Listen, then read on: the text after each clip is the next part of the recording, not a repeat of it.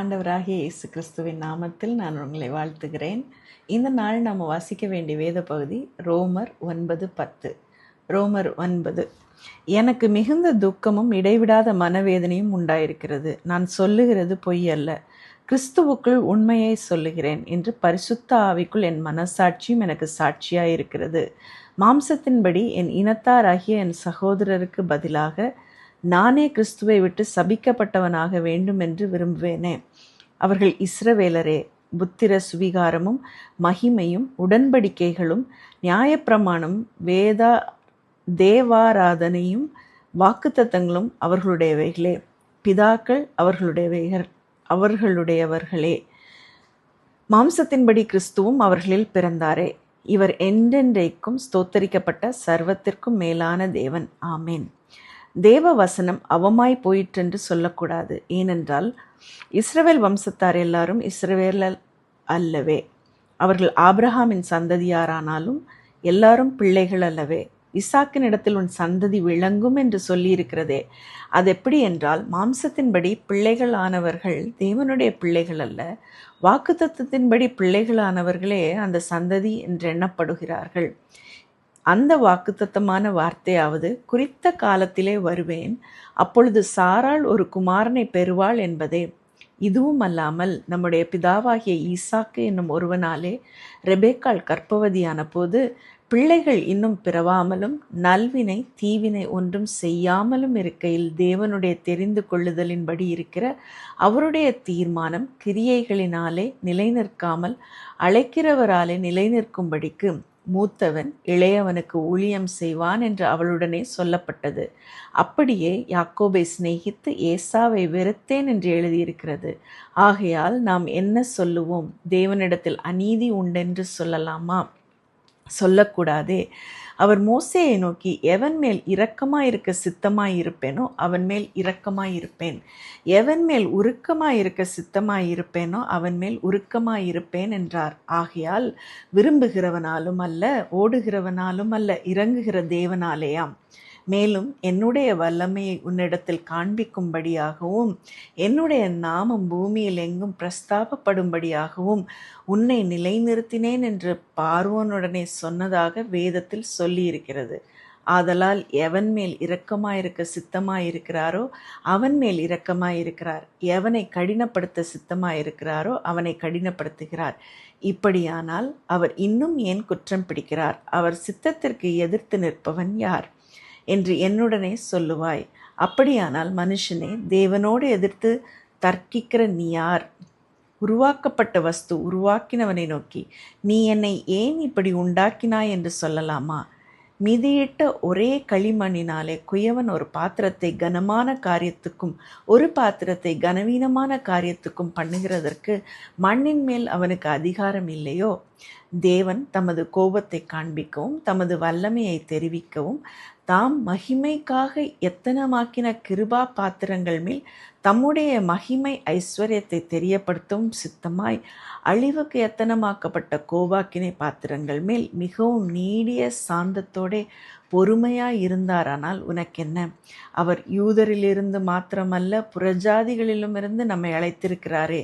அந்தபடி எனக்கு ஜனங்கள் அல்லாதவர்களை என்னுடைய ஜனங்கள் என்றும் சிநேகிக்கப்படாதிருந்தவளை சிநேகிக்கப்பட்டவள் என்றும் சொல்லி அழைப்பேன். நீங்கள் என்னுடைய ஜனங்கள் அல்லவென்று அவர்களுக்கு சொல்லப்பட்ட இடத்திலே அவர்கள் ஜீவனுள்ள தேவனுடைய பிள்ளைகள் எனப்படுவார்கள் என்று ஓசியாவின் தீர்க்க தரிசனத்தில் சொல்லியிருக்கிறது. அல்லாமலும் இஸ்ரவேல் புத்திரருடைய இலக்கம் சமுத்திரத்தின் மணலத்தனையாயிருந்தாலும் மீதியாயிருப்பவர்கள் மாத்திரம் ரட்சிக்கப்படுவார்கள் என்றும் அவர் நீதியோட சீக்கிரமாய் தம்முடைய காரியத்தை நிறைவேற்றுவார். கர்த்தர் பூமியிலே சீக்கிரமாகவே காரியத்தை நிறைவேற்றி முடிப்பார் என்றும் ஏசாயா இஸ்ரவேலரை குறித்து சொல்லுகிறான். அல்லாமலும் ஏசாயா முன்னே சொன்னபடி சேனைகளின் கர்த்தர் நமக்குள்ளே ஒரு சந்ததியை மீதியாக வைக்காதிருந்தாரானால் நாம் சோதோமை போலாகி கொமோராவுக்கு ஒத்திருப்போம். இப்படி இருக்க நாம் என்ன சொல்லுவோம்? நீதியை தேடாத புறஜாதியார் நீதியை அடைந்தார்கள், அது விசுவாசத்தினாலாகும் நீதியே. நீதி பிரமாணத்தை தேடின இஸ்ரவேலரோ நீதி பிரமாணத்தை அடையவில்லை. என்னத்தினால் என்றால் அவர்கள் விசுவாசத்தினாலே அதை தேடாமல் நியாயப்பிரமாணத்தின் கிரியைகளினாலே தேடினபடியால் அதை அடையவில்லை. இடறுதற்கான கல்லில் இடறினார்கள். இதோ இடறுதற்கான கல்லையும் தவறுதற்கான கன்மலையையும் சீயோனில் வைக்கிறேன். அவரிடத்தில் விசுவாசமாய் இருப்பவன் எவனோ அவன் வெட்கப்படுவதில்லை என்று எழுதியிருக்கிறபடி ஆயிற்று. ரோமர் 10.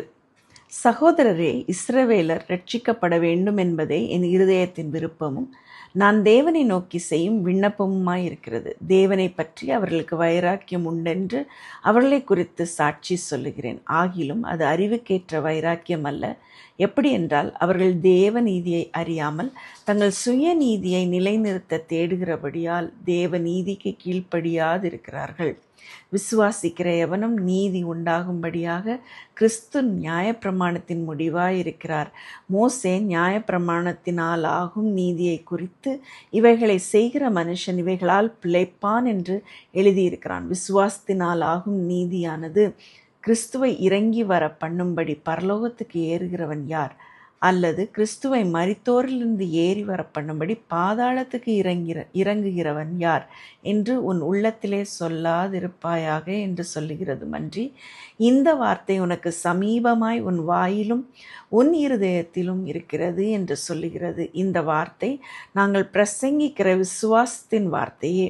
என்னவென்றால், கர்த்தராகிய இயேசுவை நீ உன் வாயினால் அறிக்கையிட்டு தேவன் அவரை மரித்தோரிலிருந்து எழுப்பினார் என்று உன் இருதயத்திலே விசுவாசித்தால் ரட்சிக்கப்படுவாய். நீதி உண்டாக இருதயத்திலே விசுவாசிக்கப்படும், ரட்சிப்புண்டாக வாயினாலே அறிக்கை பண்ணப்படும். அவரை விசுவாசிக்கிறவன் எவனோ அவன் வெட்கப்படுவதில்லை என்று வேதம் சொல்லுகிறது. யூதன் என்றும் கிரேக்கன் என்றும் வித்தியாசமே இல்லை. எல்லாருக்கும் கர்த்தரானவர் தம்மை தொழுது கொள்கிற யாவருக்கும் ஐஸ்வர்ய சம்பன்னராய் இருக்கிறார். ஆதலால் கர்த்தருடைய நாமத்தை தொழுது கொள்கிற எவனும் ரட்சிக்கப்படுவான். அவரை விசுவாசியாதவர்கள் எப்படி அவரை தொழுது கொள்வார்கள்? அவரை குறித்து கேள்விப்படாதவர்கள் எப்படி விசுவாசிப்பார்கள்? பிரசங்கிக்கிறவன் இல்லாவிட்டால் எப்படி கேள்விப்படுவார்கள்? அனுப்பப்படாவிட்டால் எப்படி பிரசங்கிப்பார்கள்? சமாதானத்தை கூறி நற்காரியங்களை சுவிசேஷமாய் அறிவிக்கிறவர்களுடைய பாதங்கள் எவ்வளவு அழகானவைகள் என்று எழுதியிருக்கிறதே. ஆனாலும் சுவிசேஷத்துக்கு எல்லாரும் கீழ்ப்படியவில்லை. அதை குறித்து ஏசாயா, கர்த்தாவே, எங்கள் மூலமாய் கேள்விப்பட்டதை விசுவாசித்தவன் யார் என்று சொல்லுகிறான். ஆதலால் விசுவாசம் கேள்வியினாலே வரும், கேள்வி தேவனுடைய வசனத்தினாலே வரும். இப்படி இருக்க அவர்கள் கேள்விப்படவில்லையா என்று கேட்கிறேன். கேள்விப்பட்டார்கள். அவைகளின் சத்தம் பூமி எங்கும், அவைகளின் வசனங்கள் பூச்சக்கரத்து கடைசி வரைக்கும் செல்லுகிறதே. இஸ்ரவேலர் அதை அறியவில்லையா என்று கேட்கிறேன். அறிந்தார்கள்.